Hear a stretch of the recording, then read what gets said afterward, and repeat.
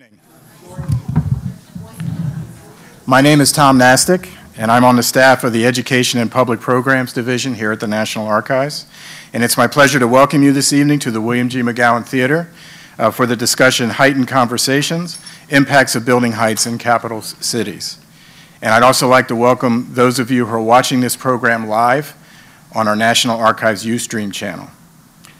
To find out more about the public programs and exhibits here at the National Archives, please refer to our monthly calendar of events.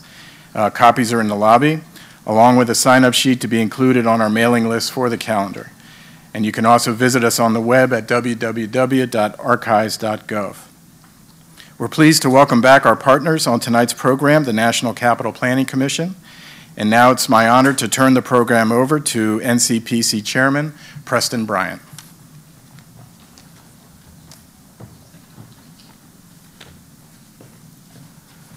Thank you, Tom, very much. This is an extraordinary turnout, and we are pleased that you are here. My name is Preston Bryant, and I have the honor of serving as chairman of the National Capital Planning Commission. And so on behalf of the terrific team we have at NCPC, and alongside our host, the National Archives, I want to welcome you to tonight's event. Tonight's Heightened Conversations focuses our attention on the impacts of building heights in national capitals and other cities around the world. And as we all know, that's a subject of great interest here in Washington. For over a century here, the Federal Height of Building Act has played an instrumental role in shaping DC's very distinctive skyline, one that's recognized around the world. Our skyline is not one dominated by big corporate towers, but rather it's a cityscape where civic spaces, monuments, and public buildings are paramount. It's unique among American cities, and as the nation's capital, its character is a national interest. In CPC, we have undertaken this exercise very much in cooperation and in collaboration with the District of Columbia government, specifically the Office of Planning. And we will be conducting a joint Height Act master plan. This initiative was requested by Congress, specifically Congressman Darrell Issa of California, who chairs the Oversight Committee and who is part of the National Capital Planning Commission. We will undertake this study really based on three core principles, and these principles have been derived at or collaborated. We've come to them together in partnership with the District of Columbia. Those three core principles are these for the study. First, ensuring the prominence of federal landmarks and monuments by preserving the views and settings. Second, maintaining the horizontality of the monumental city skyline. And of course, minimizing negative impacts to nationally significant historic resources, and the L'Enfant Plan is certainly one of those nationally significant resources. National Capital Planning Commission and the DC Office of Planning will work over the next several months to undertake a series of technical studies. And those studies will evaluate the strategic changes to the Height Act based on the core principles, the three core principles I just noted. All along the way, we will be, of course, seeking public input throughout the whole process. We know that people have passionate views about the Height Act, and we look forward to hearing from everyone every step of the way. And our goal is to provide our feedback at the end of this study and this review back to Congress this fall. We approach this study being very mindful that the choices we make will have long-lasting impacts. The Height Act, in concert with the L'Enfant and Macmillan plans and other major projects, has created a distinctive skyline and city fabric that we know so well. At the same time, this is an opportunity to fully explore how the next century's height and design standards shape Washington's growth and image, both as a capital and as a modern city. This Thursday, the day after tomorrow, March 7th, the National Capital Planning Commission, which is comprised of presidential, House, Senate, and District of Columbia appointees, it's a 12-member commission, we will be briefed on the steps and timeline for the work ahead. And I hope that you will follow the work that we do. We also have set up a special web page so that you can better follow the work we do And that web page, quite simply, is ncpc.gov/HeightStudy. ncpc.gov/HeightStudy. We don't presume, obviously, to know all the answers for this. This is a century-old federal statute, and we are really just breaking into it in the most significant way for the first time to study to see what, if anything, should be done. We look forward to learning a lot from a lot of people along the way, and that starts tonight with a most expert panel that we've put together who have traveled here from other cities around the world to relay to us the very Height Act-ish kinds of issues that they also have encountered as their cities have sought to grow tall and to wrestle with many of the density and growth issues that we experience. In these other cities,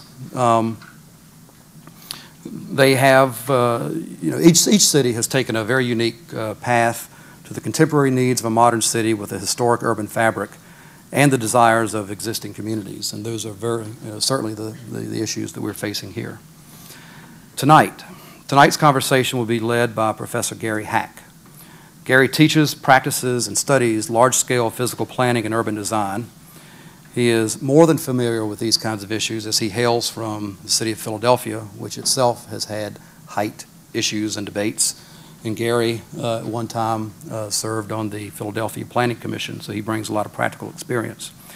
He also is the former dean of the University of Pennsylvania School of Design, has extensive public, private, and civic expertise, again, most appreciably relative to Philadelphia's height debate. We've asked Gary to lead the discussion with tonight's panelists and frame their stories and lessons from other capital cities in a way that will illuminate the work that we have to do ourselves. So with that, please join me in welcoming Gary Hack.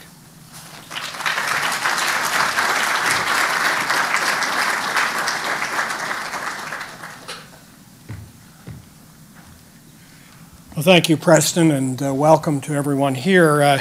It's an honor for me to moderate this first discussion of height limits here in Washington. It'll be the first of many discussions, I'm sure. The purpose of tonight's session is to benefit from some European experiences. Many European cities have had debates about these issues for a much longer period and come to their own accommodations about this issue.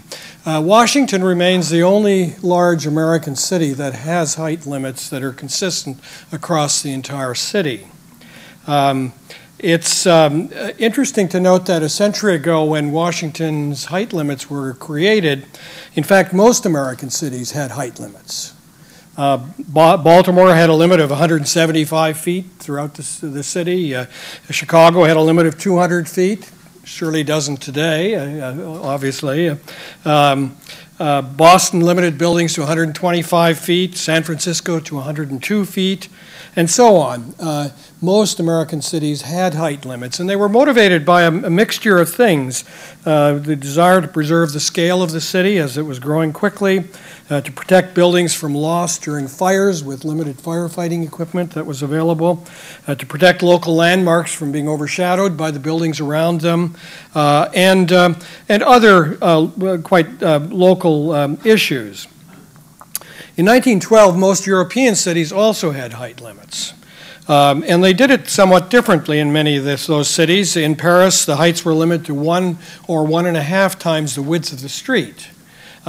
Actually, not so different from what was the original formulation here in Washington. In London, and that meant typically no more than about 66 feet in Paris. In London, the heights were higher, typically 80 feet, or the width of the street, whichever was narrower on it. In Berlin, they were limited to 72 feet, or the street width. And so in those European cities, many of them have preserved some aspects of of those height limits, and they've also looked to make other kinds of changes. One of the strategies in many European cities has been to find zones in which tall buildings will be allowed, like La Défense in Paris, or like Canary Wharf in London, where they would be encouraged on it. And you actually have a bit of that here if you go across the river outside of the district as well.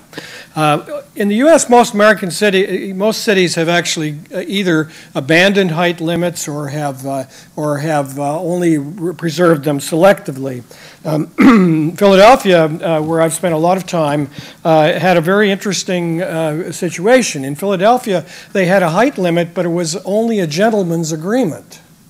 It was never codified into law. It lasted until 1986, when a developer proposed to build a building that was taller than the cap on William Penn on the top of City Hall, which had been the ruling figure in Philadelphia. Of course, the height was considerable of the cap. It was 548 feet, and so that still left quite a lot of room for things to get built below that cap. But ultimately, it was abandoned and replaced by some view corridors that were preserved so that the view of the statue on top of City Hall wouldn't be compromised in important directions in the city. There are many American cities that have various kinds of height limits around their capitals. Madison, Wisconsin limits all heights within 1 mile of its capital. It's the second tallest Capitol building, they claim, in the United States on it. In Austin, Texas, a place that we don't identify with stiff regulations.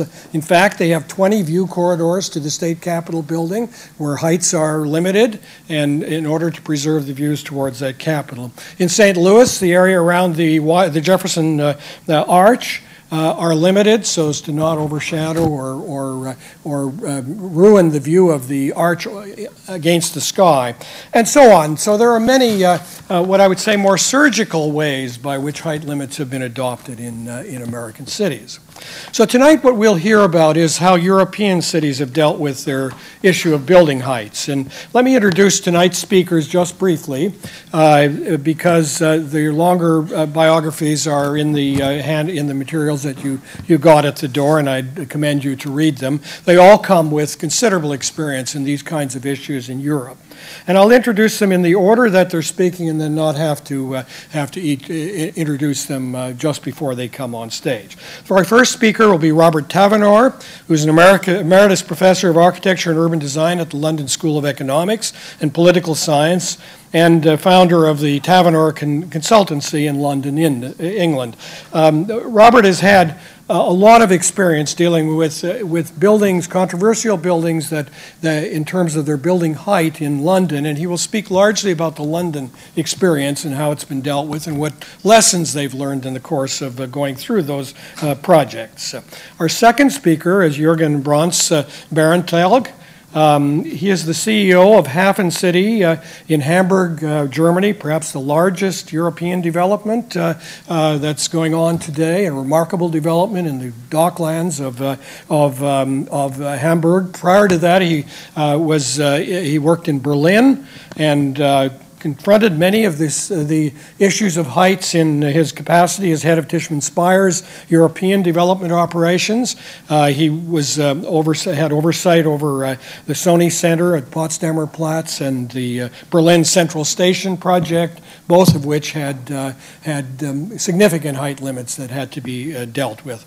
And our third speaker is John Worthington, co-founder of DEGW. I actually know what that means, the Desire Environmental Group. The W, I think, is Worthington, probably, on it. Director of the Academy of Urbanism in London. And he will speak about how Rotterdam, Dublin, and London have addressed the issues of height, and particularly because John is also an expert on the functionality of office buildings. He'll speak from the standpoint of how the height and floor plates of office buildings affect their functionality as spaces for this contemporary world. Unfortunately, our fourth speaker, Mr. Francois Dagnot from Paris, wasn't able to join us. I'm political issue came up that first call on his time. But it's unfortunate because, in fact, Paris is going through an almost identical debate to what you're going through here, having been occasioned by the fact that there are several proposals for tall buildings within the historic areas of Paris. Each of the speakers will speak for about 15 minutes, after which we'll entertain questions from the audience. When you came in, I believe all of you got cards. Please write your questions on those cards so that we can be as efficient as possible in seeing what the main themes of questions are and getting the speakers to address those. So let's start with Robert. Robert Taverner, please.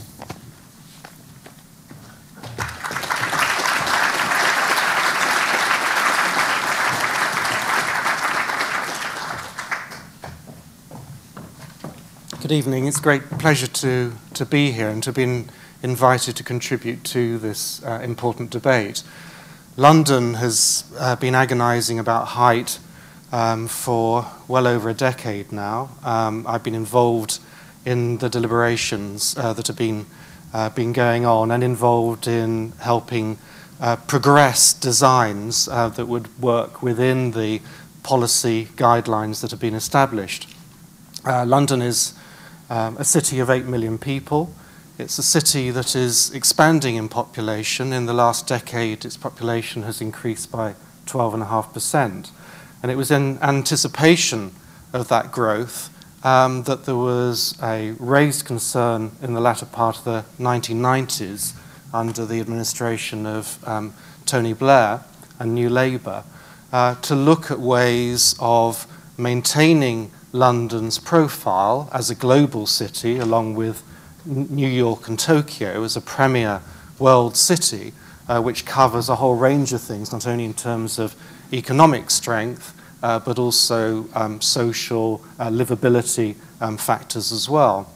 And how to balance the history of a city like London with the needs of the 21st century, the need for different typologies of building, and of attracting global corporations to use London as its preferred point of destination for the European headquarters. So I'm going to go through a series of images. This is the view of the City of London as projected in the next few years. Many of the buildings which you can see in this image, in this area here, are now under construction, but they're not built yet. This is a photo montage showing what is proposed. And the big issue, I'm going to focus, obviously, it's a big city and there's a lot one could talk about, but within a brief time, I'm going to talk about the impact on St. Paul's Cathedral, which is a national monument. It's a monument of some significance. It's a tourist attraction, and tourism is important for London.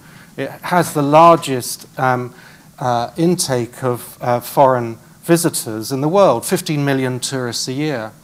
And so the balance between commerce, living, tourism, and increasing population is really what the height issues have been about. Things needed to change if a compact city was going to be established, which didn't just keep sprawling outwards.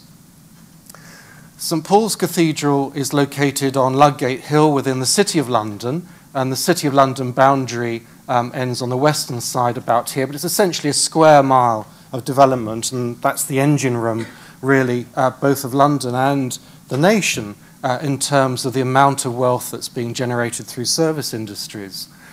To the west is the City of Westminster, which is the counterpart of the City of London. So London is composed historically of twin cities. Westminster has been opposed to tall buildings in recent times, except in very selected areas, and indeed has been going through a process of demolishing government buildings which are tall and reducing them to the size of urban blocks, whereas the City of London, on the other hand, has been increasing the scale of its buildings. An important document which was produced in 1999 by Lord Rogers, Richard Rogers, the eminent international architect, at the behest of Tony Blair, was this Towards an Urban Renaissance, which looked at examples, particularly in Europe, but I believe Boston was one of the cities that was looked at ways of increasing height, but whilst balancing that with quality of life. Barcelona in Spain, in the Catalan area, was seen as one of the key examples of balancing history and modernity together.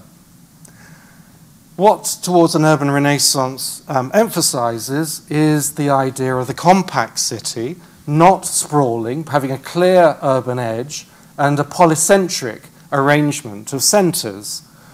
The main centre having a series of satellites around it, each focusing on its own foci, which can be usually be to do with urban spaces or monuments. And the idea is there's a section which runs through this particular satellite here, which is shown in this section on the bottom.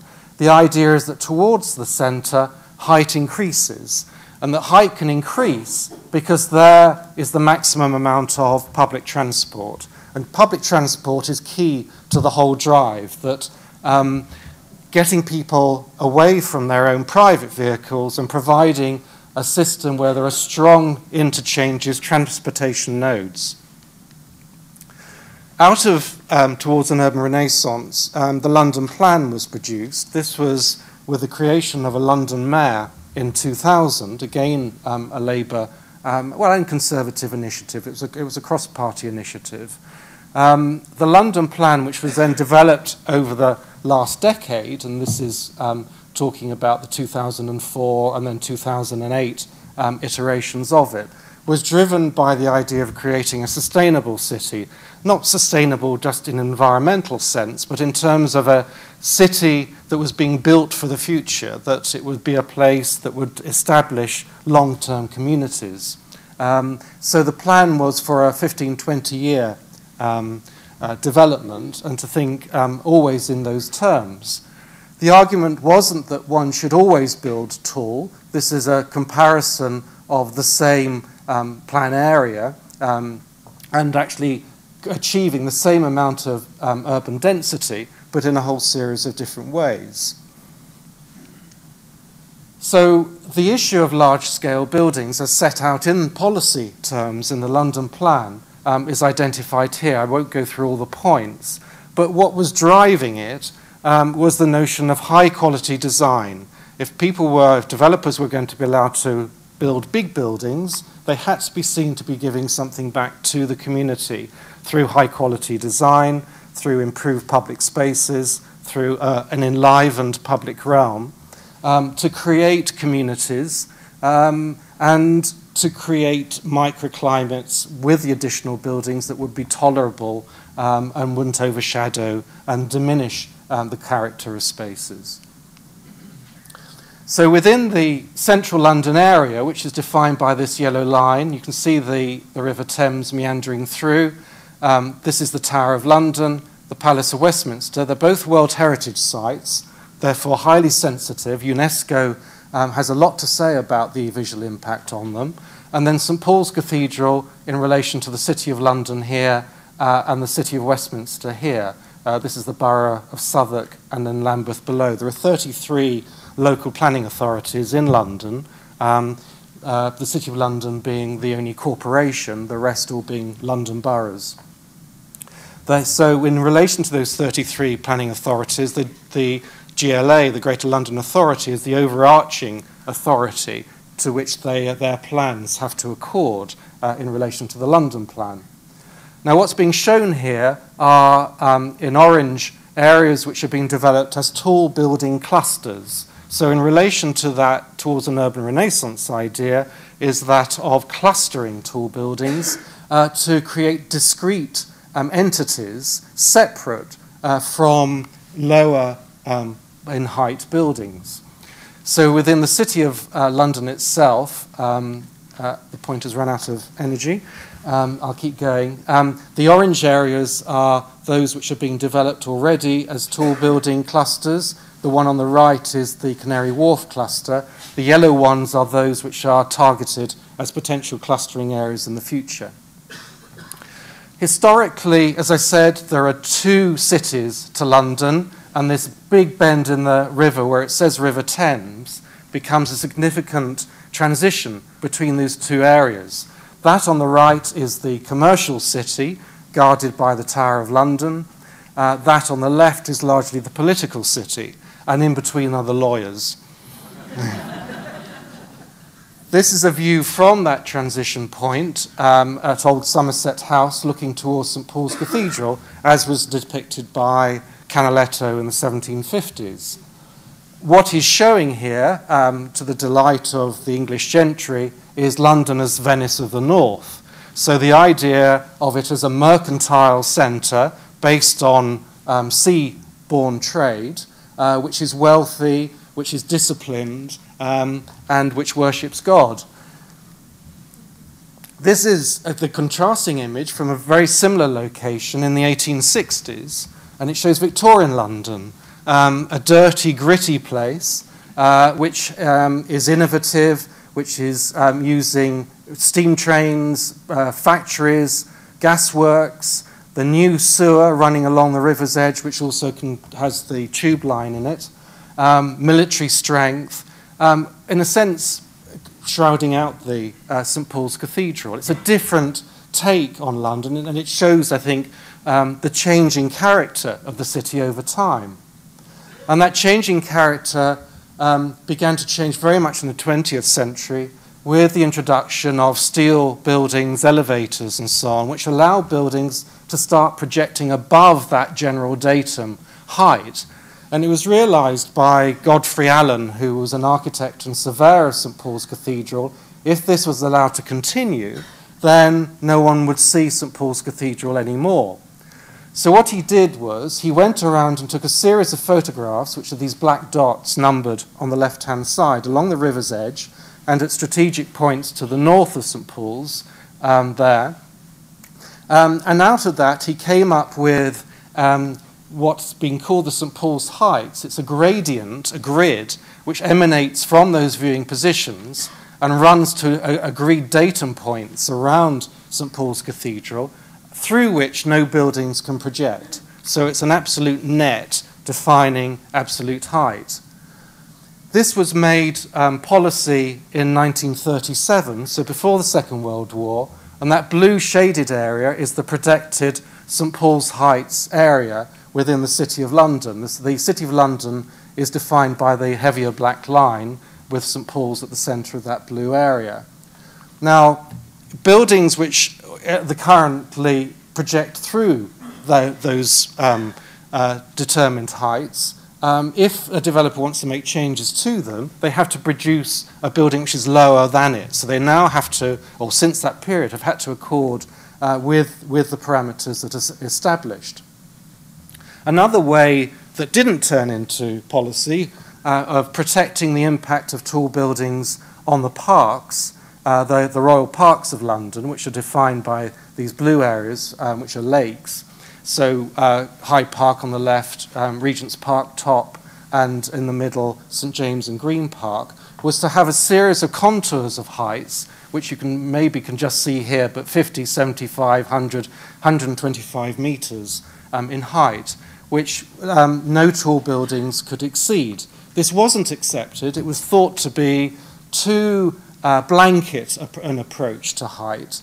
And what was preferred instead was a much more picturesque, very English response, much more complex as a result, which actually comes from a number of factors, which I'll rattle through fairly quickly. One is Humphrey Repton's picturesque thinking on landscape. Humphrey Repton was designing landscapes in the great country houses of England at the time that L'Enfant was setting out Washington.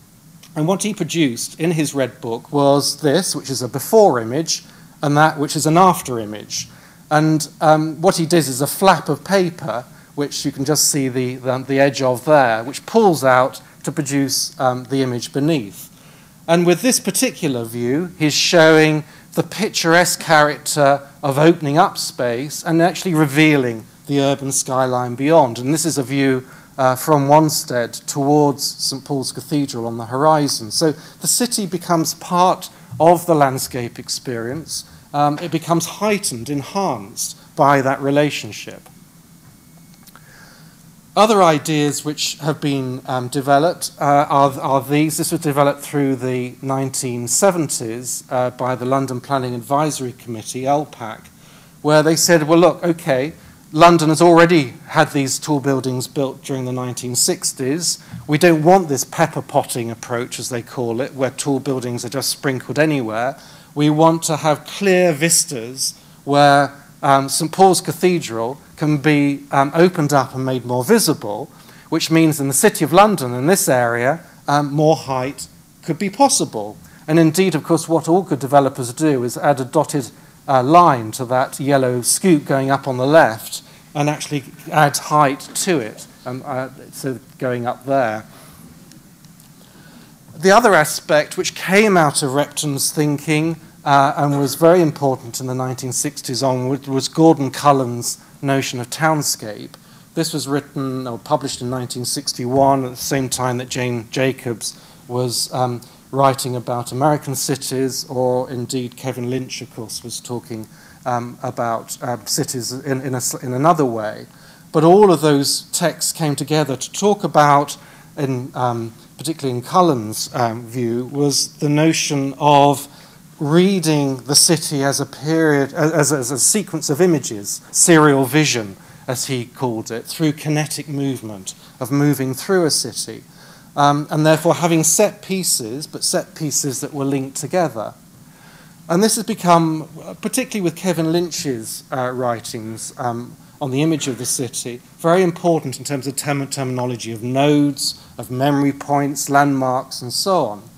And this is from a more recent document on the right here, where it talks about how mass could be distributed in relation to a landmark, here a church, but the advantage of splitting quantum and height, certainly not obstructing it, and ideally not putting something massive behind it either. So the idea of setting in terms of historic buildings becomes absolutely key.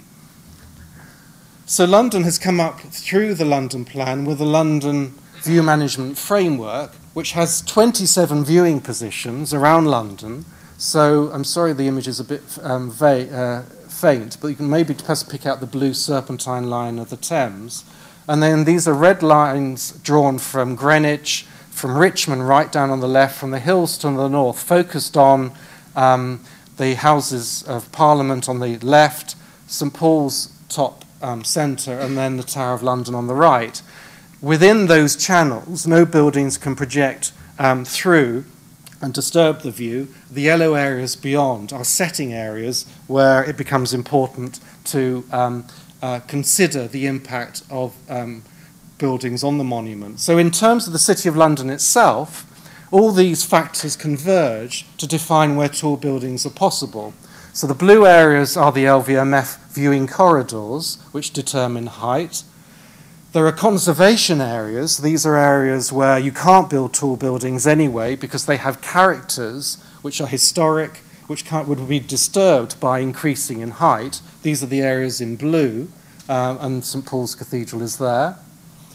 And then on top of that, you've got here in the orange the St Paul's Heights. So in fact, all the area that is left for tall buildings is this area on the right called the Eastern Cluster, where all the tall buildings are now being located.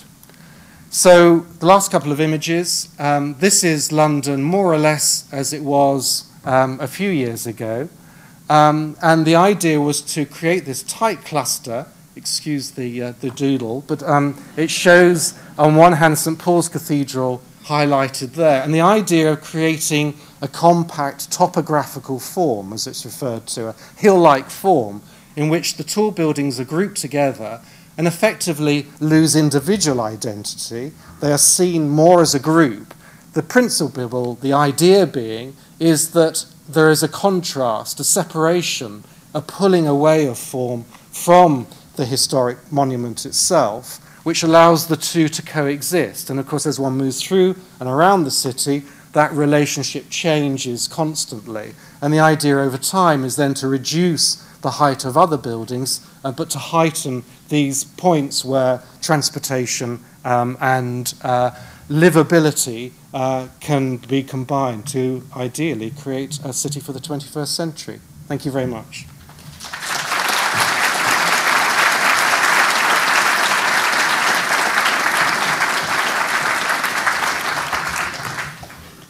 Thank you very much, ladies and gentlemen. I will be talking from the German perspective from Berlin and Hamburg, and so I will talk about two cities within the same time and have to rush a little bit through the different issues.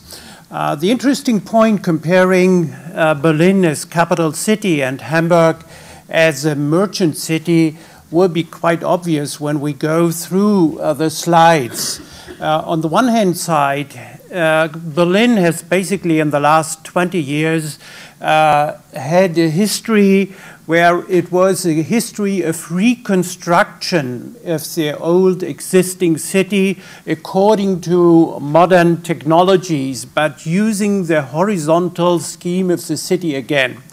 Hamburg, on the other hand, has been trying also, based on a horizontal view of the city, actually to modernize and to grow far more than than Berlin did. And so it might be quite interesting to compare those two cities. This is only for you to see the location roughly 300 kilometers apart. One is very much also characterized by a maritime location, also 110 kilometers away from the North Sea. Let's start with Berlin, the capital city, and I want to talk about the core area of the city only to indicate the size of the city with, in the city boundaries, roughly 3.2 million people live today. The economic drivers as London are, for example, to a certain degree tourism, but also creative industries, but also state employment, which is naturally the case, and that's a core area of which the horizontally the city is basically determined. Hamburg, on the other hand, is very much half of the size in terms of population, the second largest city in Germany, but to a certain degree more dynamic than Berlin. The per capita income of the city is almost double that of Berlin, and it is one of the richest cities in Europe at the present moment. And therefore, it is interesting to look at the question how to deal with it. And what we are talking about actually is an extension of the core of the inner city and the issues in terms of height related to that question. And as Bryant already explained, the heights historically in the 19th century were very similar in Central Europe. In Berlin, it was 72 feet. I'm very happy that I found the same figure. And Hamburg is 79 feet in terms of the height. Has been in the 19th century, and basically both cities are 7 to 8 stories high, a little bit lower than Washington at present, without any federal height regulation. So let's come first take a look towards Berlin. Berlin has been reconstructed after the city was united in '89, and very specific developments have been taking place in the core area, which can be seen characterized with these 3 dots, and I will explain them a little bit more. What has been introduced into the city center again was a lot of federal buildings, for example, the Federal Chancellery, which hadn't been there.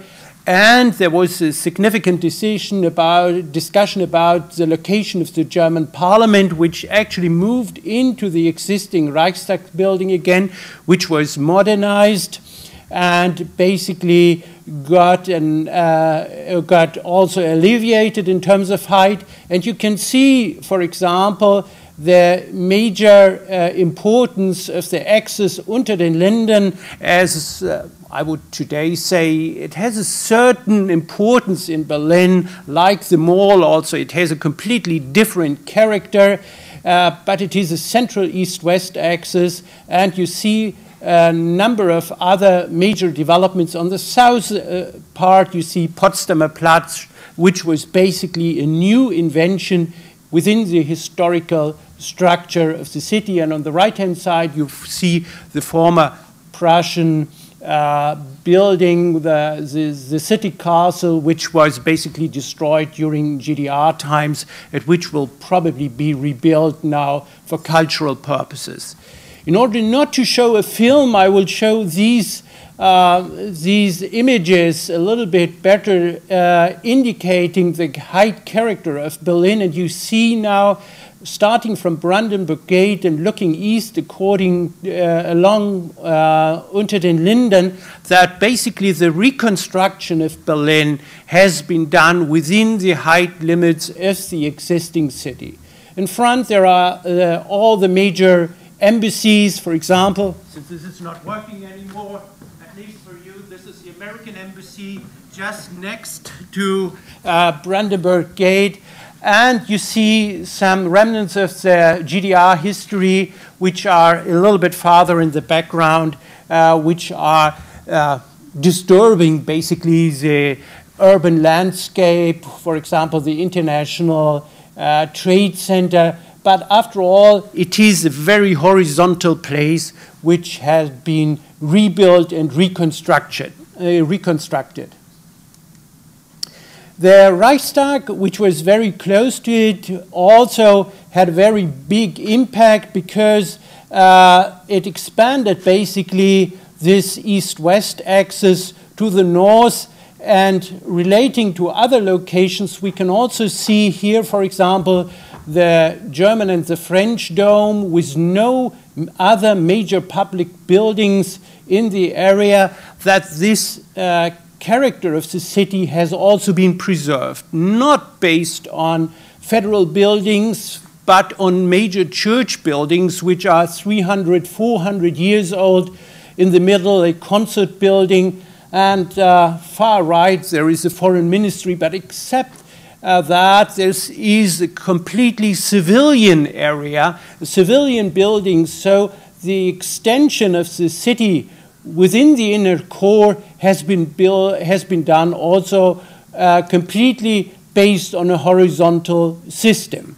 The only exception is today still Potsdamer Platz. There was one other major project at Alexanderplatz with high-rise buildings, 150 meters, so more than 500 feet. But at the end of the day, no building actually was built because there was no market demand. So be careful when thinking about high buildings in a city and in the core of a city. At least in Berlin, there was no sufficient demand for these buildings to be developed since the last 16 or 17 years.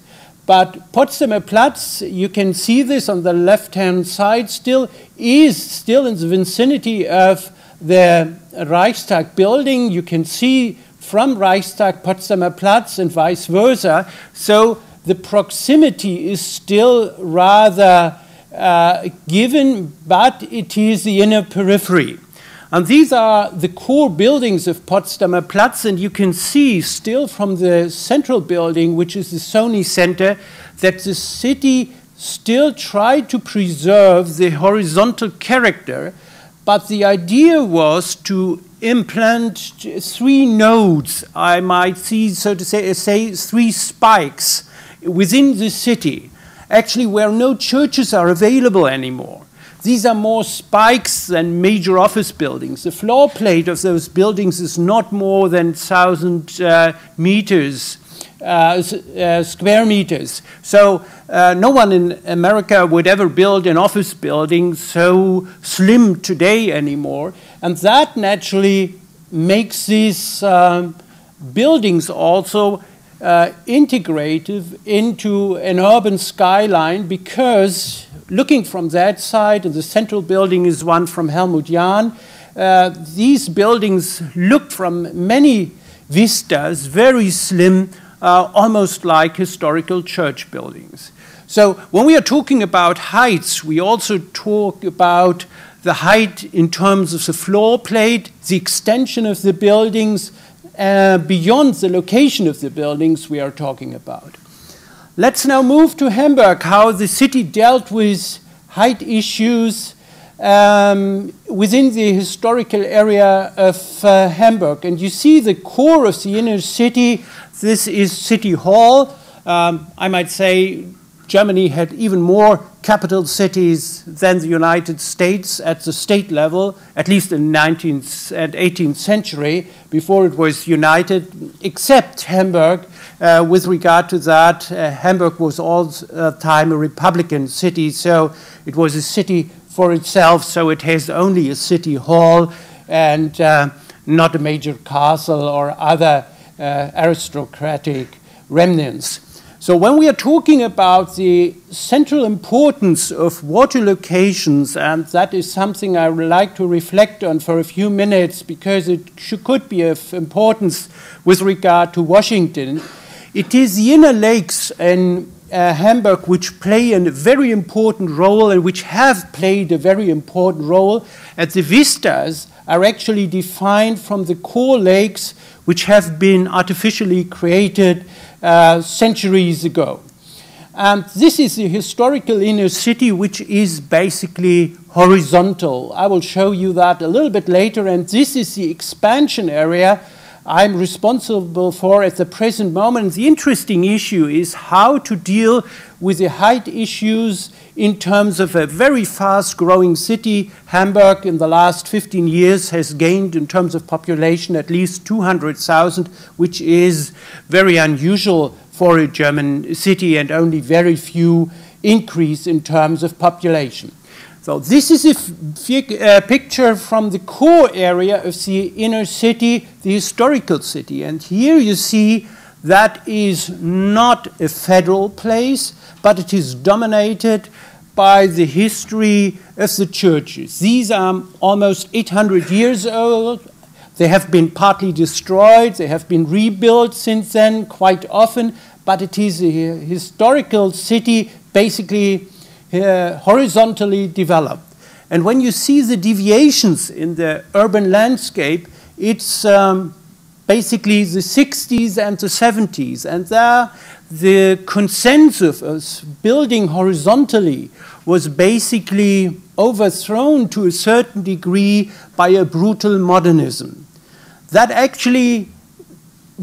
consensus to build horizontally was recouped later times. And actually, when we are talking about those buildings as intermediate buildings, they will not get the planning permission again if they are ever have to be rebuilt or actually torn down.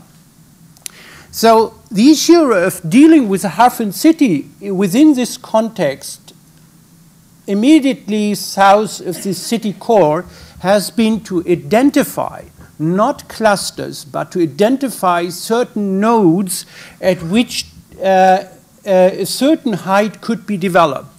So to identify strategic points at which the city should generate a very specific identity.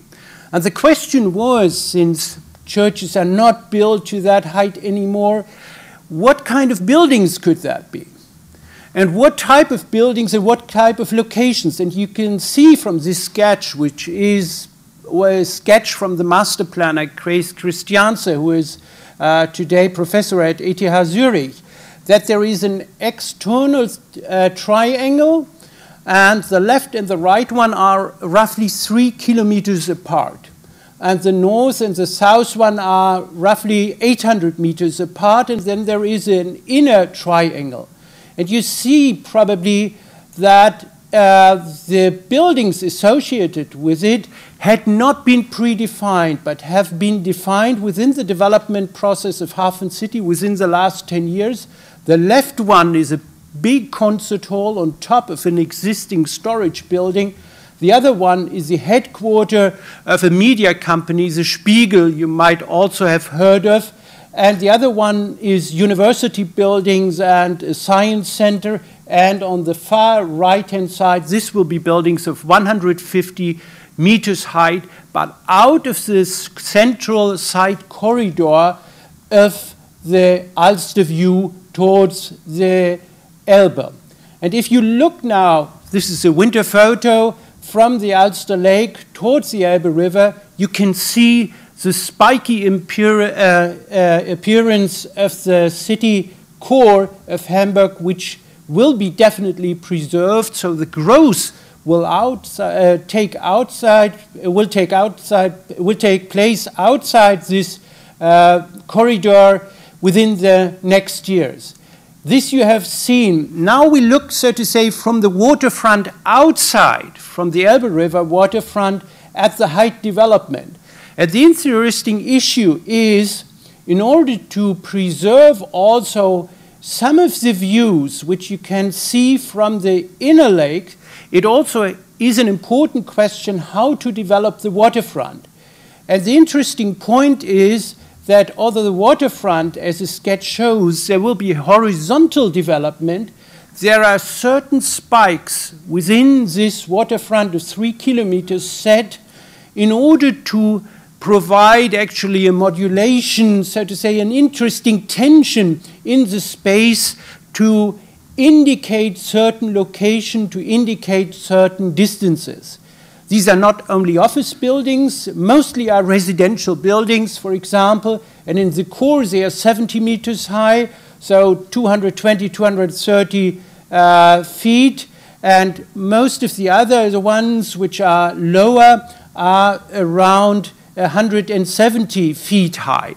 So the 6 or 7 story building height is actually the basis of the normal development, as you can see here. But on the right-hand side, you can see one of those residential towers, which is a spike.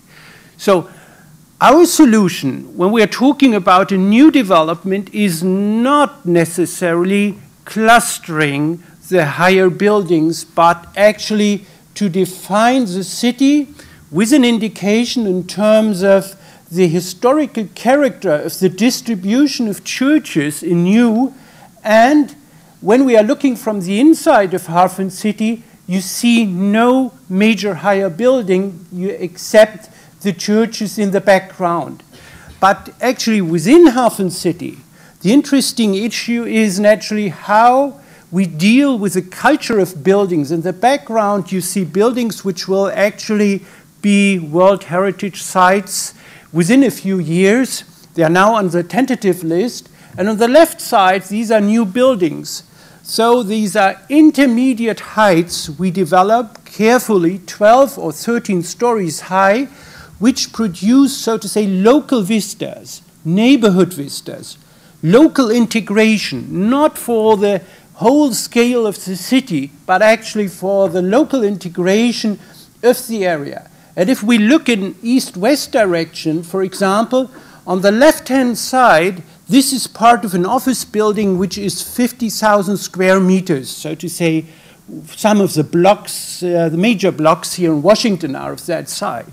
But to make them less clumsy, actually, these buildings have 3 towers. The first one you see 3 or 4 stories higher, which allows, for example, still the street light, but after all, actually does not give the impression that all the buildings have the same size. So you can accommodate big companies and still have a distinct and differentiated character of the buildings. The next one is residential buildings, and then 600 meters you have a horizontal space, and then you have this concert hall building. Now, from another perspective, it is done by Herzog de Meuron.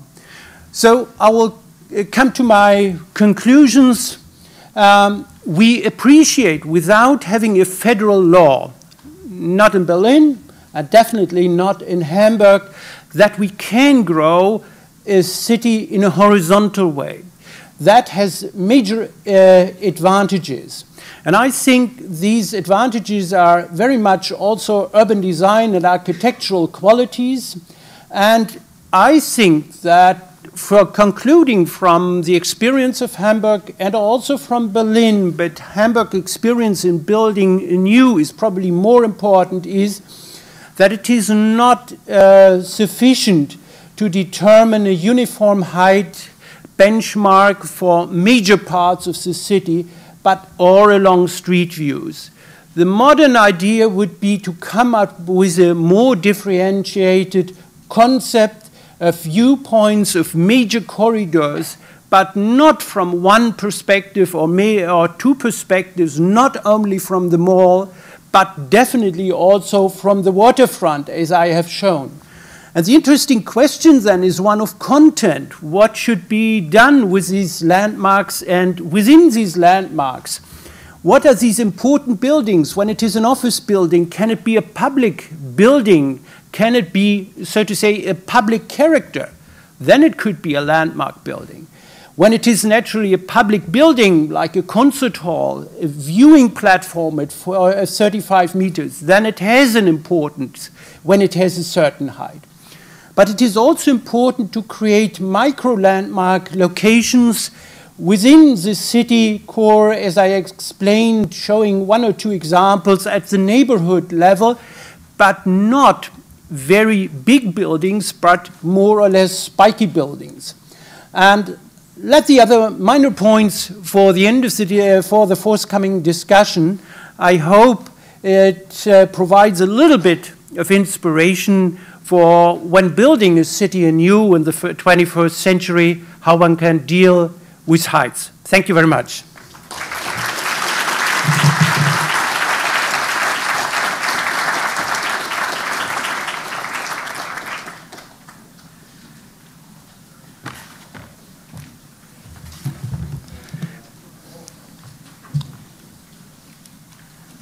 Good evening. Delight to be here, actually. I think my colleagues have said my role is the sweeper. And in a sense, what I find so interesting about this is the ability now, actually, that what you're doing is opening up a conversation, a dialogue. I've been involved, actually, with a number of European cities talking about height. Not how high, necessarily, but actually things like density, i.e. how much can you put on the same amount of land, intensity, which is different. How do you then use that space and begin to think of it in terms of space and time? Because actually intensity is how many uses I can get in that site and how can I spread it over different parts of time, because this is incredibly important. And finally, identity. What is the place I want to create? So it's relative. Lovely collection there, New York through to Rotterdam. You see, New York, big floor plates, tall buildings, 1:18 plot ratio. Rotterdam, Lilliputian, tiny little floor plates, 100 meters high, 300 foot is a significant high building for them, and a 1:3 plot ratio. So what is height? You know, that's the thing. So what are the main things? Well, why high-rise? The opportunities are strategic, really. Establish a city global presence, supporting economic success, intensification of land use, improving the public realm, because if you can build comprehensively in the way that Robert was talking about, in terms of clusters, you can start to actually build a place, comprehensive development, symbols to attract investors, and landmarks for navigation, markers. But there's also the other arguments against it. Why not high-rise? The risks. And that's about local impact. Inflexible floor spaces, only one type of space really. You can't get continuity of space on a horizontal, that what Jürgen was talking about, of being able to get contiguous space across the site. Inflexible mix of uses, construction costs, floor area utilization, huge as you go up, more and more goes to the core, less and less to usable space. Most important, phasing. very big, tall buildings, once you started, you can't suddenly stop if you're in the middle of a crisis. You actually can't phase it. And the impact on city vitality in terms of the groundscape. 3 buildings, 3 cities. Rotterdam was fascinating. Wiped out in the last war in the center. They were absolutely gung-ho, wanted to build tall. They loved tall buildings. That was the raison d'etre, said who they were. Dublin, on the other hand, actually, it was a 3-story city, 1 to 3 story largely, some going up to 5. So actually, a building of 8 stories was of considerable height.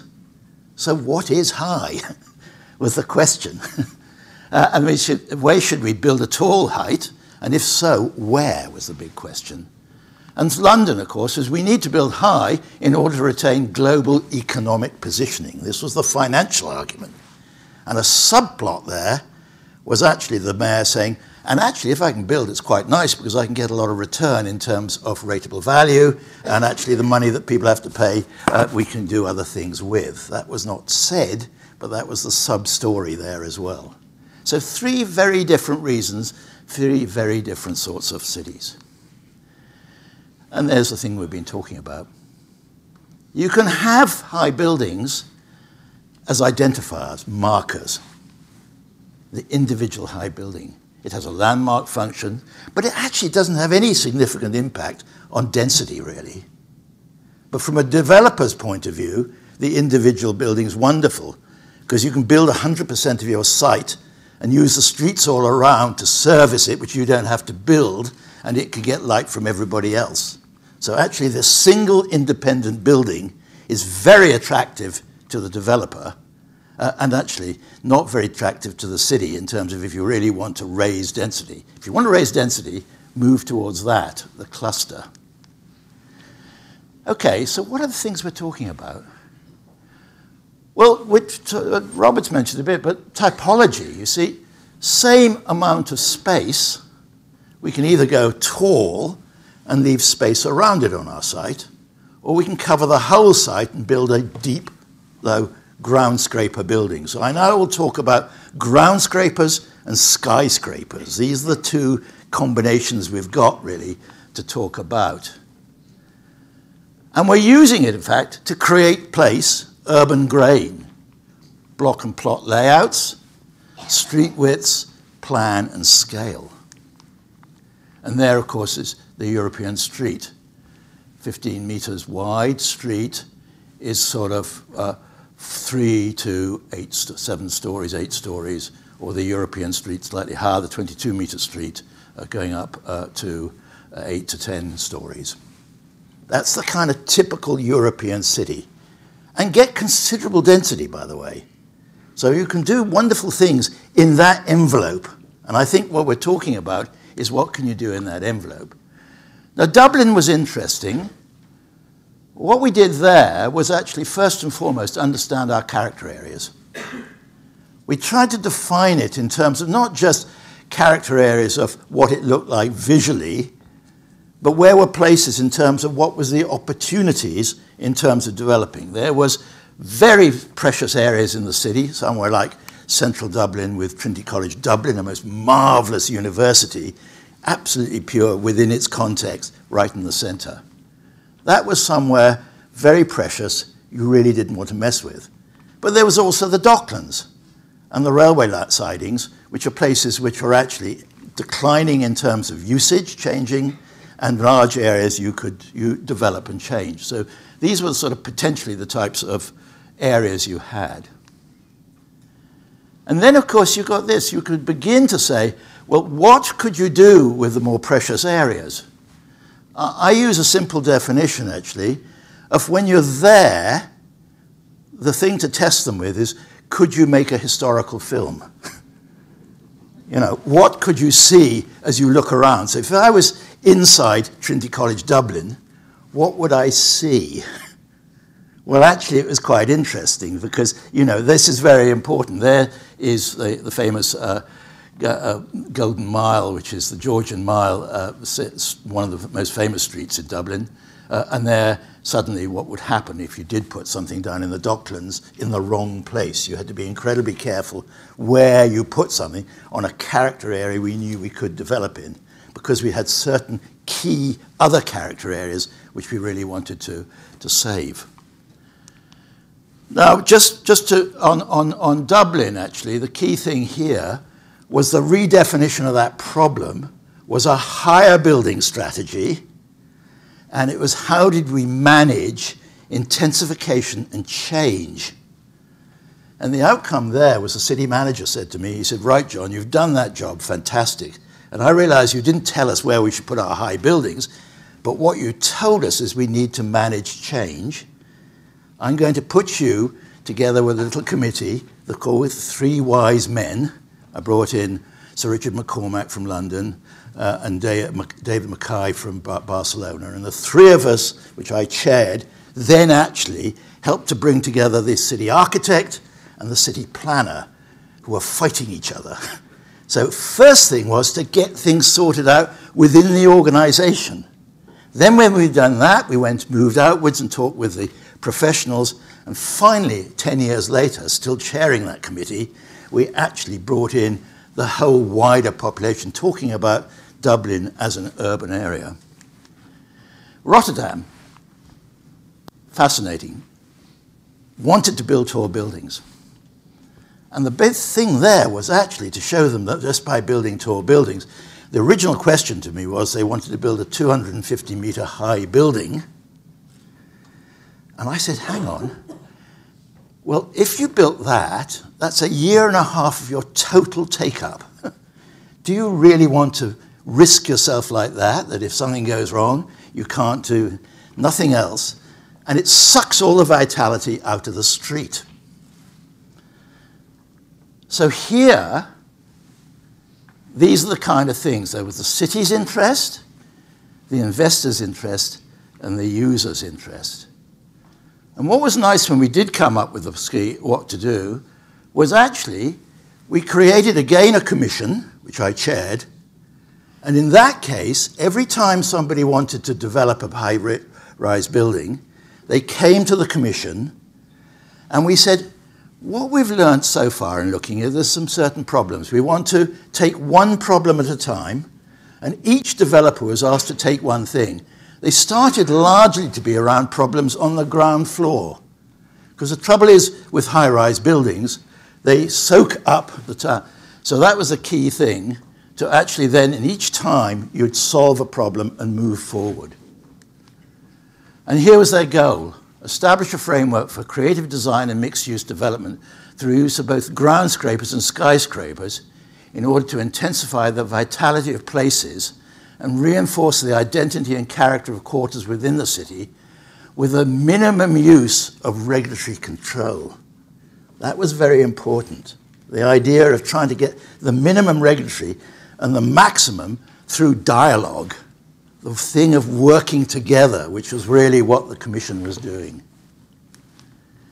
And here's the sort of thing they came up with in terms of, in the end, intensification and innovation.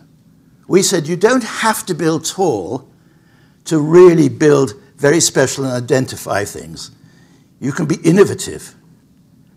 After all, actually, if it's just about building tall, somebody else comes along and builds another building a little bit taller than you, and you're no longer the greatest building around.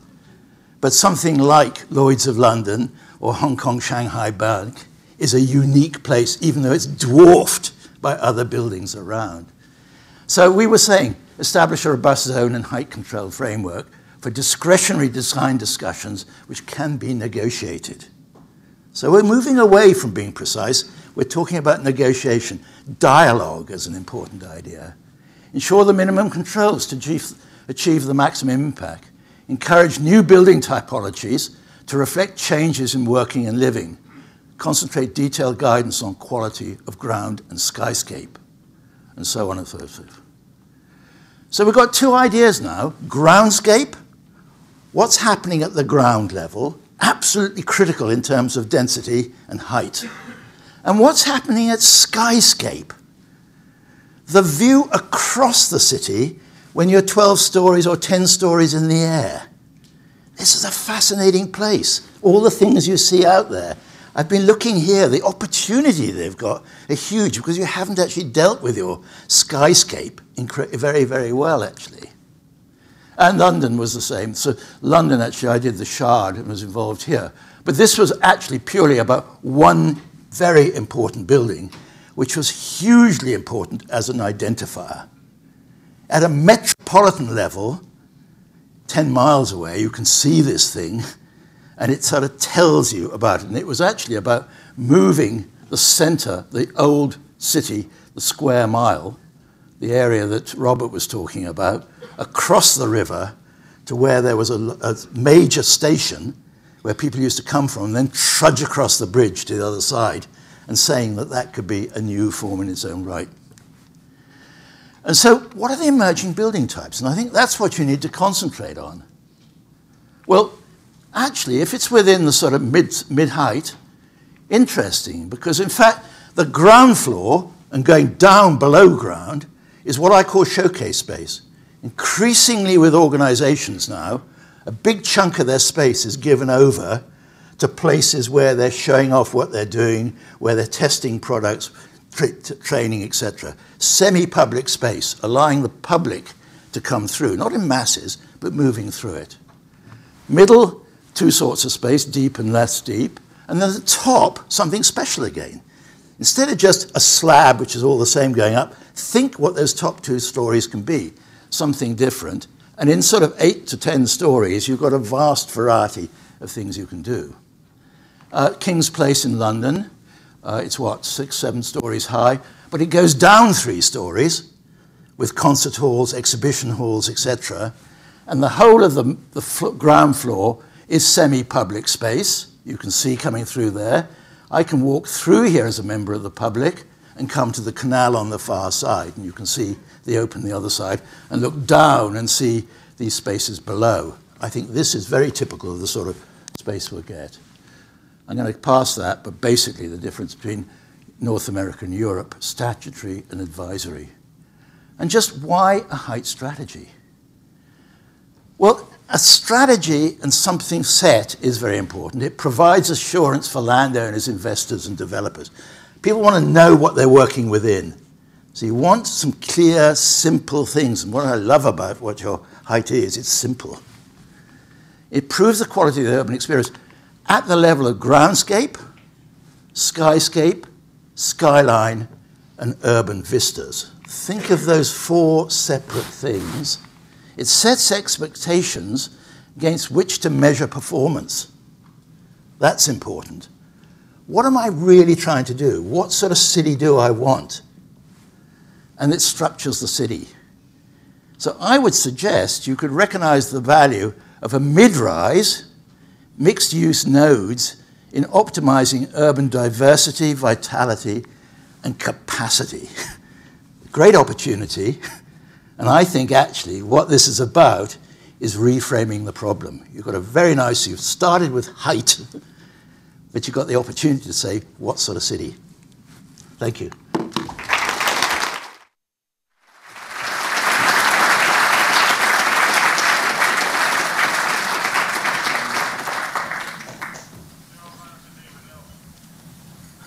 Before we start our panel, which will be moderated by Gary Hack, in my opening remarks, I made reference to Congressman Issa from California, who chairs the House Committee on Oversight and Government Reform, which is the House Committee that has principal jurisdiction, if you will, over the District of Columbia. Congressman Issa has just joined us. And as I invite him up here to say a few words, I just want to say that Congressman Issa has shown great interest, which hasn't always been the case, but has shown great interest in the partnership between the federal government and the district government. He has had a terrific dialogue with Mayor Gray.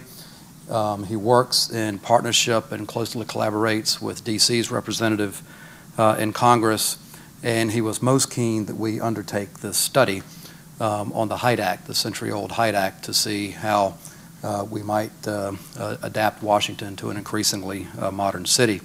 And we hope to, at the end of the study, report back to Congressman Issa, as I said earlier, in the fall. So with that, a few words from Congressman Issa we would greatly appreciate before we start our panel discussion.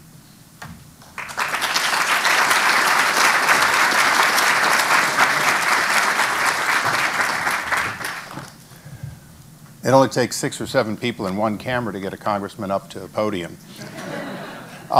If someone's still working this, would you go back about 6 slides to that rooftop in Holland that was shown? Yeah. Oh, he has his own. Oh, there we go. You mean I can do it? You can drive it. The vision that we asked for the study on, and the reason that, as, if you will, the largest tenant in this city, the federal government, that I care about this is our roof line doesn't even look this good. If you're on the tallest building or of the tallest buildings and you look out, like so many cities, you see a set of regulations that created, if you will, a ground level look that's one way and a rooftop level that is less than optimized. And so, quite frankly, I was honored to be here for the previous speaker because he touched on it. The Height Act discussion in this study is not about how high you go. It's how well you go high. And the goal that I think our committee, which ultimately would oversee any legislation that changes the rules under which you're governed, wants to try to, in an intelligent way, give you the opportunity to do better and to do more. But quite frankly, I don't think that the world's greatest city, the city with the greatest number of museums, the city that more people think of as the center of democracy, I don't think it's about how densely we pack. But it will be about whether or not we take what we have and improve it.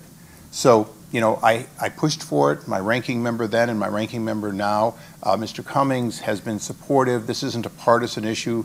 Eleanor Holmes Norton, who serves with me on the committee, has been supportive that we have blighted areas that are far outside, if you will, the splendor of the center of the city, and we need to work on those, and she cares about it every day, and I do too. But we also have, can we do better in someday looking out and saying, my goodness, we've optimized every existing building through regulatory, if you will, opportunity and architectural opportunity. Whatever we do in Congress and looking at the leaders of the city, all we want to do is create a framework in which the city can oversee its best and most beautiful use of the federal city of the largest and most powerful nation on earth. So it's important. It's important enough for all of you to be participating here tonight. I'm honored to be able to speak for a moment.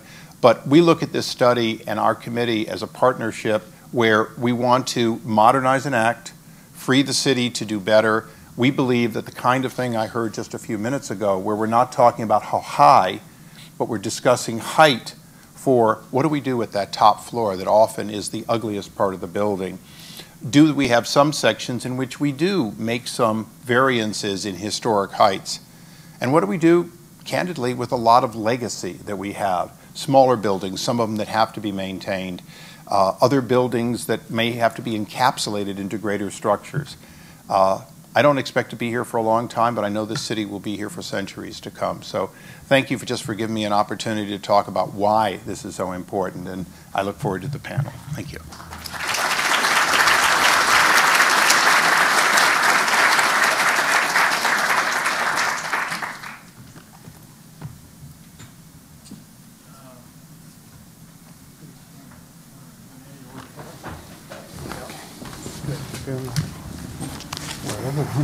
Reverse order.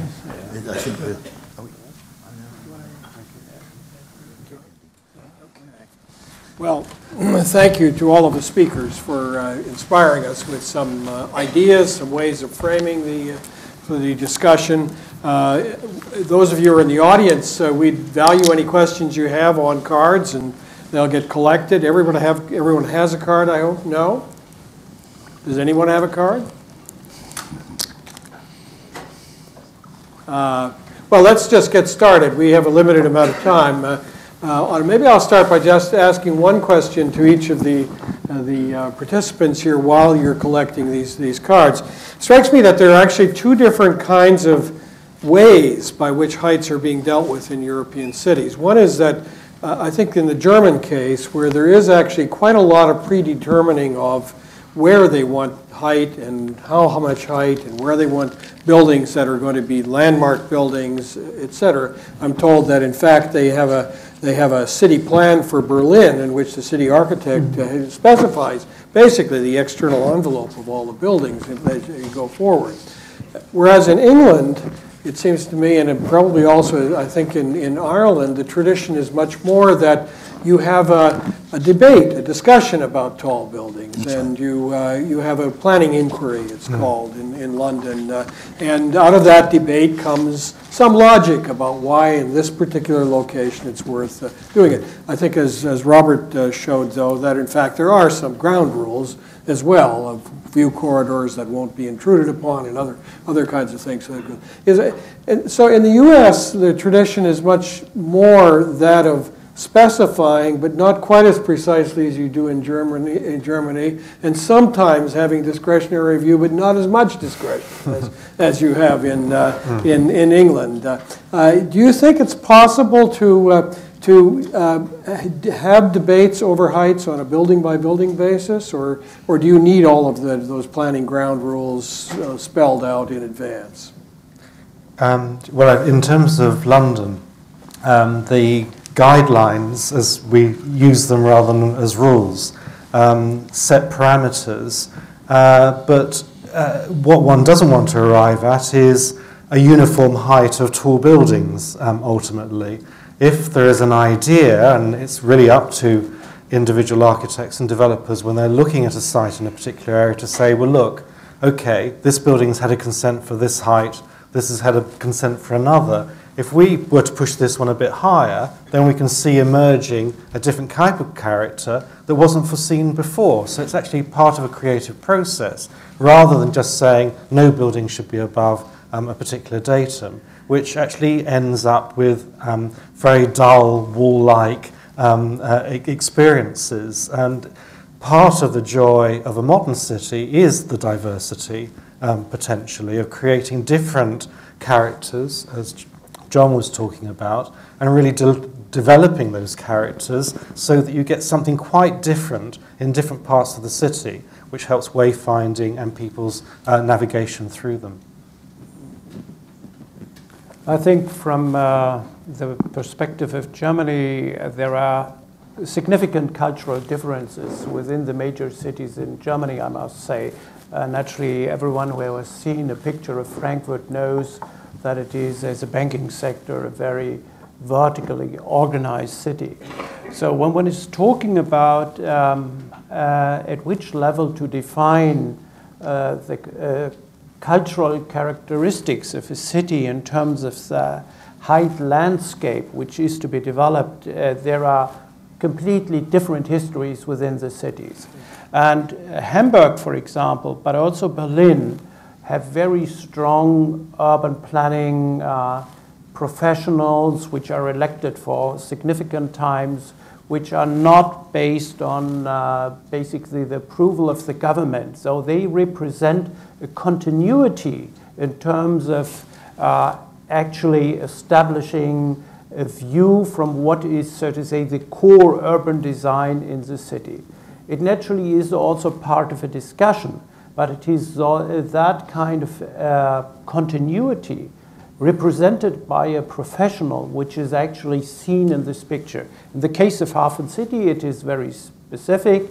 It has been predetermined via a master plan for a period of 20 or 25 years. And I would agree with you that that today is actually a period for which one can basically define a basic structure in terms of height for a city and basically develop, so to say, a future vision of the city, but not beyond that.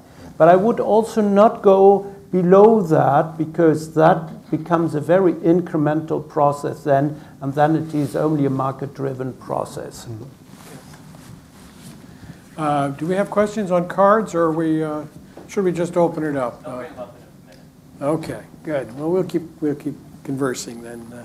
I would say, the first thing actually is it's very important to create the goal, communally understood by that city. What sort of city do I want? That's absolutely critical. And then actually the language. One of the key things is to actually try and get a common language. We're all talking the same way, because a lot of the discussion about these things is people actually using totally different terms, what they mean by density, what they mean by these things. So we're using, different people are using different languages, become very emotive. So those two things are critical. And then actually I think the power of then having something you can respond against is a good way of moving forward. I was just going to add, I was thinking as I watched the presentations that in Paris at the moment, the debate that's going on is over whether to create several iconic buildings that sit within the fabric of the existing city. And one of the arguments that's being made for that is that Paris has so much consistent fabric in the city. I mean, so many streets that are consistent that it can afford to have a few exceptions. A few things, and it makes a richer city for having those exceptions rather than all streets, all sections of the existing city conforming to the same set of rules. Would you agree with that? Well, yeah, I mean, there's two sorts of exceptions in Paris at the moment. One would be the Montparnasse Tower, which was a total failure and does nothing when it comes to the ground, and the other would be Centre Pompidou, which actually, if you look at a photograph, and I think I had a rather bad one up there, if it actually is a big building, not very tall, but a very big building in terms of mass, but it absolutely fits beautifully at the groundscape. Yeah. That's right. Good. Okay, good. If you lift the height limit, how do you preserve property values with more allowable development rights being put on the market? Right. What's the impact? Does it, in London, what's the impact been of all of the tall buildings? Has it in fact eroded the property values of existing buildings or not? Well, London has been going through, as I said in my introduction, it's been expanding as a city. There's a shortage of residential there already. And actually, therefore, property prices are continuing to increase even through the recessionary period. Prices are continuing to increase. The problem that we've experienced in London is that a lot of new residential developments have been built in very desirable locations, which has made it very difficult to get the mix in terms of locals who want to live there as opposed to those who are investing in the city. And so the blight, if you like, that's been created in London is, in a sense, through inward investment. A lot of property is being sold in Malaysia, the Far East, and so on, by people who then don't live there. So we're building whole areas of city which aren't being properly inhabited. So it's not the land value. I mean, land values, it's a small city, and by going for a compact approach, land values are increasing. And I guess that's both a positive and a negative, depending which way you look at it. Mm-hmm. Maybe I should add from our experience, the danger of land values in the medium term to decrease is not very high. We have some underlying trends. I think in Washington, to a certain degree, it is also the case. We have the inflow of new inhabitants. We have the renaissance of the city core to a very significant degree.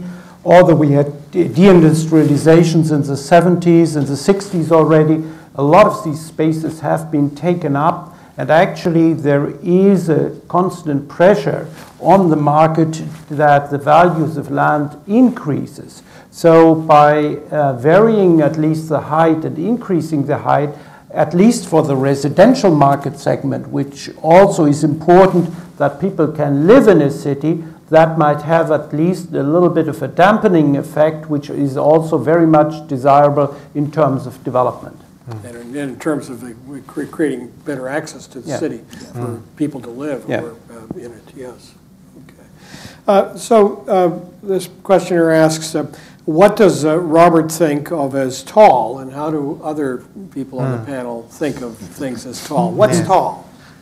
Tall in London isn't very tall by the American example. The tallest buildings that I showed you, the Shard and the so-called Pinnacle in the City of London, are only 300 metres, so 1,000 feet.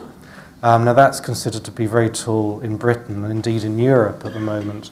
It's regulated by the Civil Aviation Authority, so it's to do with the height restrictions for aircraft flying over London to the airports around there. So it's restricted in that sense and only by that sense.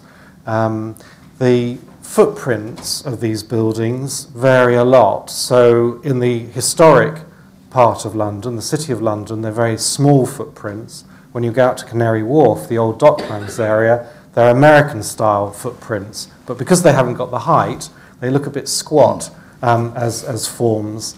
And that's an important issue. So there's that balance. If, in terms of height, what you want is a well-proportioned tall building, one that is slender, ideally, one that has a clear top and actually meets the ground, doesn't hit a podium, but has a clear relationship with the ground. So it's not just height per se, it's actually how that height is read as something that is an elegant form and how it contributes then not only to the skyline, skyscape experience, but to the townscape street experience for pedestrians as they move through the city. John, what's tall? Yeah, we defined it as actually low-rise up to about 5 stories, mid-rise, the one I talked about there, which is sort of 12, 14 maybe. Then you've got high-rise. When we got super high-rise in our terms starts at about 150 meters. And Robert's absolutely right, you see. The problem is actually that the footprints were getting American style, much deeper plates, and became very chunky when we were just doing high-rise, and especially at the lower end. Jürgen, in Germany? I think high-rise is a very relative term, as I have been trying to show. If you build a higher building, which is an important icon for the neighborhood, 12 stories may be a high-rise buildings. If you look at the city scale, it is definitely something which is closer to 150 meters. And in most European cities at least, but it could also be the case in Washington, high-rise is also an economic term. I think the building cost, and when we're talking about sustainability issues, very high buildings, super high-rises, become prohibitive in terms of sustainability issues, which has also some relationship with economics, naturally, and also in terms of income-generating possibilities. So actually, it's not only a design question or, so to say, a question of urbanism, how you feel in view of high buildings, but it is also that it is necessary that there is an economic base for very high or high buildings, that not every horizontal city has the capacity to develop, for example, a cluster of high-rise buildings or very, very high buildings. So it's also very much an economic issue. Good. This is a question that Jürgen did address a little bit before, but I'd like the others to as well. It's about building heights and affordable housing. Have any of the cities you've seen addressed affordable housing through allowing greater heights? In London, there is a policy that all developments, wherever they're located, should have a provision of affordable within them. Now, that target, in realistic terms, around 25% of any residential development should have affordable units within it. The reality is that developers can offset that by saying, well, look, in this particular location, it's a very high land value area, say in Knightsbridge or in relation to the River Thames.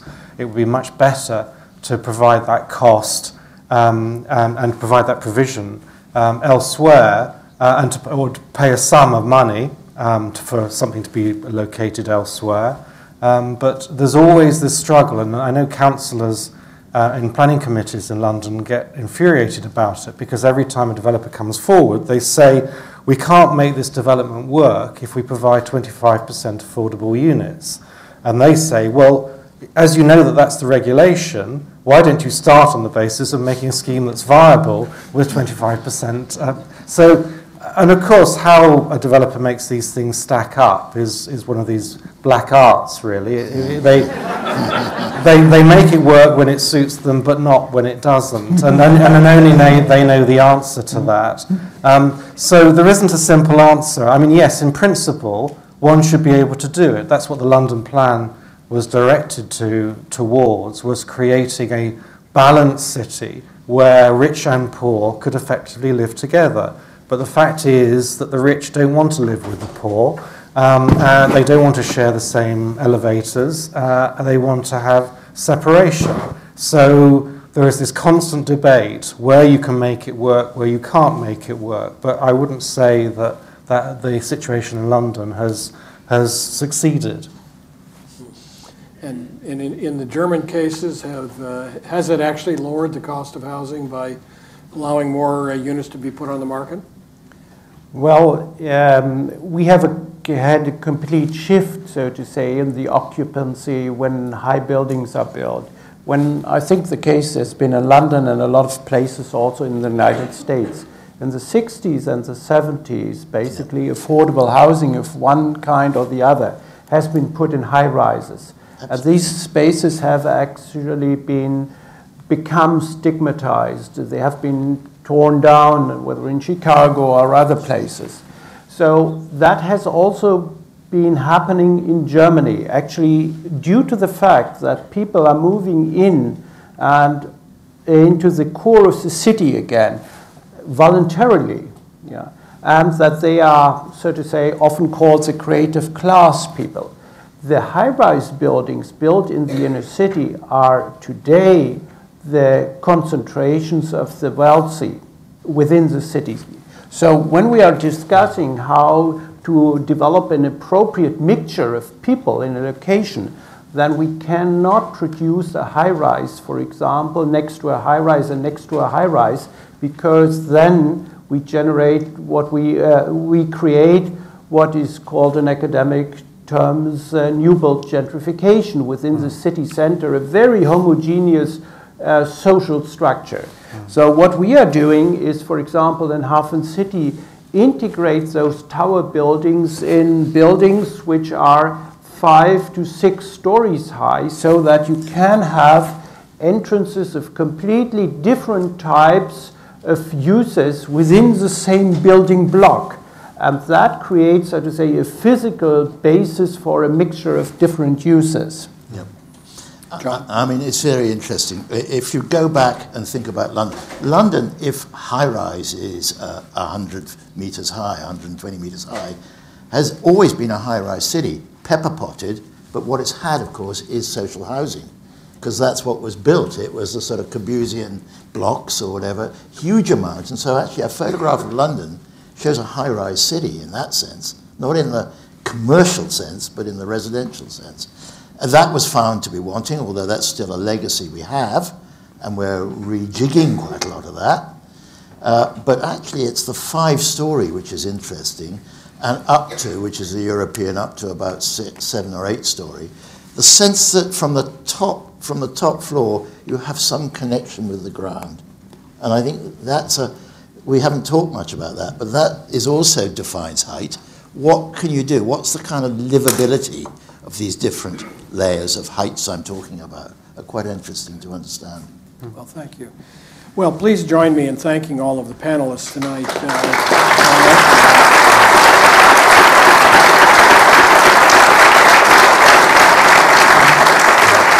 And we're going to try to wrap up with Harriet Tregoning offering some comments. I noticed she's been taking careful notes, and she's now going to correct all of our errors on this. Get beaten up? No, you won't. I'm not going to do anything of the kind. I want to thank you very much for doing such a great job moderating. Gary, you've been fantastic. Really appreciate that. And let me just thank each of our speakers who I think have done a wonderful job. Jürgen, Burns, Barentelg, Robert Tavener, John Worthington. Let's all give them a hand. They've done a wonderful job.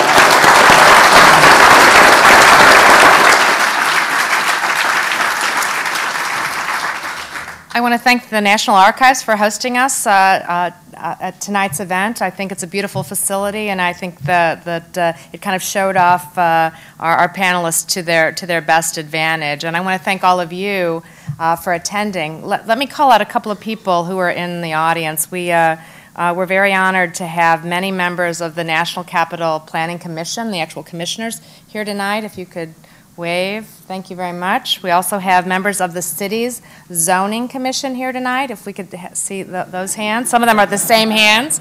All right, excellent. We have the Commission on Fine Arts tonight. There we go. Thank you. So you can sort of see that this has been a conversation and a dialogue, I think a great kickoff to this discussion about height in the District of Columbia, but I think we're all kind of in it together. We're all very interested in what people have to say, and at some level, we're really kind of excited at the idea to even ask ourselves this question, a question that we've never thought to ask ourselves. You might have been here for decades, but it's not ever been a topic of conversation that we've had. So even the chance to reconsider why we have limits on height, what we want in terms of outcomes for our city, and I really like how our panelists shifted the conversation. It's not just about height, it's about what is it that we aspire for our city. What are the things we cherish? I think one of our panelists called them character areas in Dublin. What are the things that we want to protect and preserve that we really value? And what are the ways in which we think our city is going to grow in the future, and how do we accommodate that? So I think our panelists really gave us kind of a 360-degree view of the kinds of issues we should be looking at, and for that I'm very grateful. I also appreciate the fact that, as you can see, we are doing this together, the local city and the federal city, and I think that's as it should be. As Chairman Bryant noted, OP and NCPC are working together on not like a single study, but kind of a series of examinations that will give us the opportunity for the first time in over 100 years to take a very strategic look at how height impacts us across the city. We're going to be, over the next several months, engaging in more discussion, in analysis, and we know that we have interests that we need to balance, evaluating whether reconsidered height limits might affect federal and district interests, exploring opportunities for economic development and fiscal stability for the city, preserving the iconic skyline, although I think Chairman Issa didn't like every part of our skyline, that gives prominence to some very cherished national landmarks and monuments, but I think Chairman Issa has gone, but I also really appreciate him being here tonight. I know all of us do, and giving us a chance to hear his perspective on this issue. We've been challenged to think tonight about the ways in which the city can grow and modernize, not just growing up, but as John has suggested, growing down, perhaps, and with an eye to really creating the future landmarks that we'll want to cherish here in our city. So we look forward to further conversations over the next few months about the future of height in this city, and we invite all of you here tonight to learn more about the studies that we're doing on a new website that's ncpc.gov/height. If you didn't get enough of this presentation, like I think I did not, I'd like to invite you to also look at a video of tonight's event that will be available on the site, so you can spend some more time on some of the excellent remarks that our panelists have made. So let me just thank all of you for being here tonight and wish you a good evening. Thank you.